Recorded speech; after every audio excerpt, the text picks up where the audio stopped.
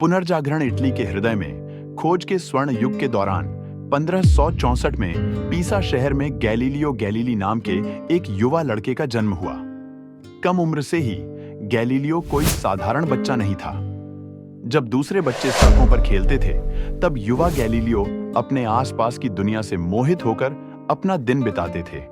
Pendulum के झूलने, वस्तुओं के गिरने और ऊपर विशाल रात्रि आकाश से मोहित हो जाते थे। उनके पिता, जो एक संगीतकार थे, उम्मीद करते थे कि गैलीलियो चिकित्सा में अपना करियर बनाएंगे या पारिवारिक व्यवसाय में शामिल होंगे। लेकिन गैलीलियो का दिल प्रकृति के रहस्यों की ओर आकर्षित था। वह यह समझना चाहते थे कि दुनिया कैसे काम करती है, वस्तुएं जमीन पर क्यों गिरती हैं, प्रकाश कैसे चलता है और सितारों में क्या रहस्य छिपे हैं। तो चलिए देरी न करके शुरू करते हैं आज की कहानी।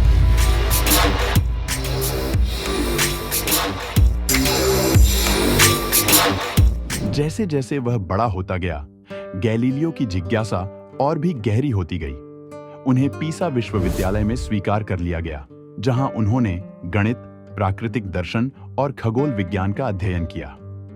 वहां गैलीलियो ने एक प्रतिभाशाली, हालांकि कभी-कभी विद्रोही छात्र के रूप में ख्याति अर्जित की। उन्होंने अरस्तू की शिक्षाओं पर सवाल उठाया, जो विश्वविद्यालय के पाठ्यक्रम पर हावी थी, और प्राकृतिक दुनिया के बारे में अपने खुद के विचार बनाने शुरू कर दिए।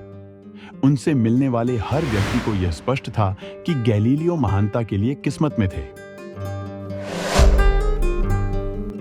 1609 में जब गैलीलियो पडुआ में रह रहे थे, तब नीदरलैंड से एक उल्लेखनीय आविष्कार की खबर आई।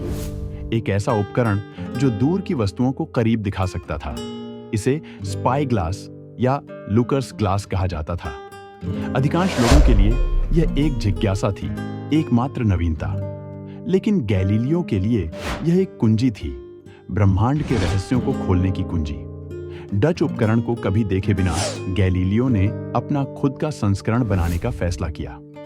उन्होंने लेंस और प्रकाश के सिद्धांतों का अध्ययन किया, अपने काम को निर्देशित करने के लिए गणित के अपने ज्ञान का उपयोग किया। कई प्रयासों के बाद उन्होंने एक ऐसी ट्यूब तैयार की जो वस्तुओं को 20 गुना तक बड़ा कर सकती थी। यह कोई साधारण स्पाई ग्लास नहीं था। गैलीलियो ने एक दूरबीन बनाई थी।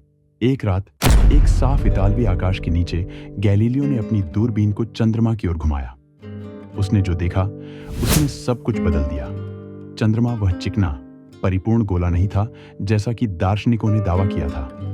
इसके बजाय यह पहाड़ों, घाटियों और गड्ढों से भरा एक ऊबड़-खाबड़ संसार था। गैलीलियो ने जो कुछ देखा, उसका रेखा चित्र बनाया। उनके चित्रों ने उन सभी की कल्पना को आकर्षित किया जिन्होंने उन्हें देखा। लेकिन गैलीलियो की खोज की यात्रा अभी शुरू ही हुई थी। उन्होंने रात के आकाश में सबसे चमकीले तारे बृहस्पति पर अपनी दूरबीन को निशाना बनाया। उन्हें आश्चर्य हुआ। उन्होंने ग्रह के चारों ओर प्रकाश के 4 छोटे बिंदु देखे। रात भर गैलीलियो ने उन्हें घूमते हुए देखा और महसूस किया कि वे चंद्रमा थे, जो पृथ्वी की नहीं बल्कि बृहस्पति की परिक्रमा कर रहे थे। यह इस विश्वास को सीधी चुनौती थी कि ब्रह्मांड में सब कुछ पृथ्वी के चारों ओर घूमता है।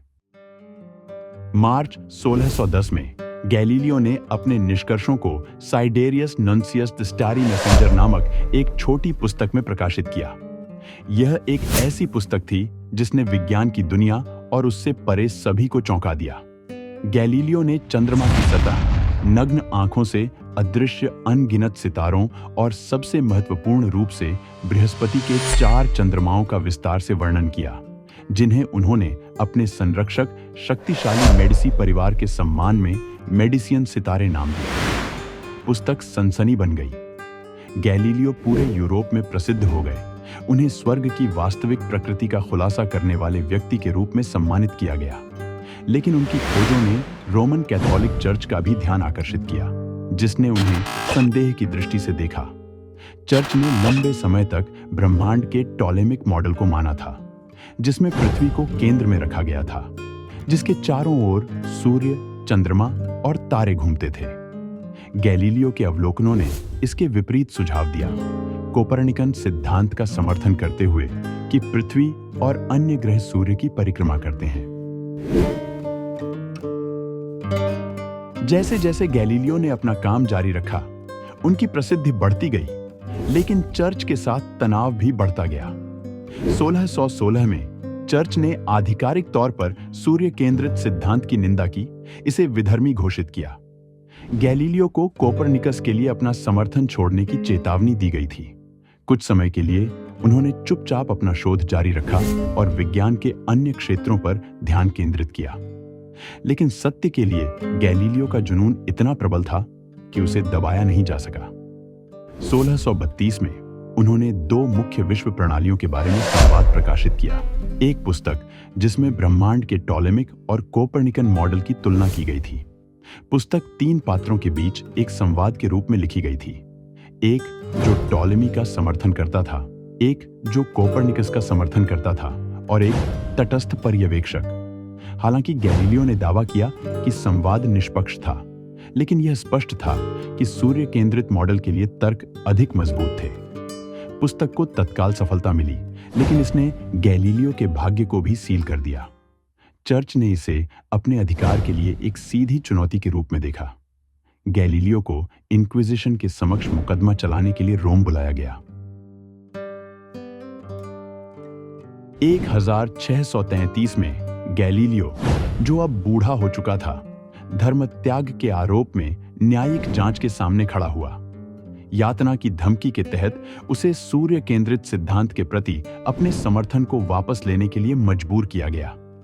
किंवदंती है कि अपने समर्थन को वापस लेने के बाद गैलीलियो ने ये शब्द बुदबुदाए, और फिर भी यह गति करता है, सूर्य के चारों ओर पृथ्वी की गति का जिक्र करते हुए। यह सच है या नहीं, यह गैलीलियो की भावना को दर्शाता है, एक ऐसा व्यक्ति जो सत्य से विचलित नहीं हो सकता था। गैलीलियो को घर में नजरबंद कर दिया गया, जहां उन्होंने अपने जीवन के शेष वर्ष बिताए, लेकिन कारावास में भी उनका दिमाग स्वतंत्र था। उन्होंने लिखना और अध्ययन करना जारी रखा। उनके काम ने आधुनिक भौतिकी और खगोल विज्ञान की नींव रखी। गैलीलियो की मृत्यु 1642 में हुई, लेकिन उनकी विरासत जीवित रही। उनकी दूरबीन ने ब्रह्मांड का द्वार खोल दिया था, जिससे किसी ने भी कल्पना नहीं की थी कि ब्रह्मांड कहीं अधिक जटिल और सुंदर है। उन्होंने दिखाया था कि ज्ञान की खोज किसी भी जोखिम के लायक है, और एक बार सत्य की खोज हो जाने के बाद उसे चुप नहीं कराया जा सकता। गैलीलियो गैलीली, वह व्यक्ति जिसने क्षितिज से परे देखने का साहस किया, साहस, जिज्ञासा और विज्ञान की स्थायी शक्ति का प्रतीक बना हुआ है। उनकी कहानी इस विचार का प्रमाण है कि सबसे छोटे उपकरण, लेंस की एक साधारण ट्यूब भी इतिहास की दिशा बदल सकती है, और यह कि मानव आत्मा ब्रह्मांड की तरह असीम है।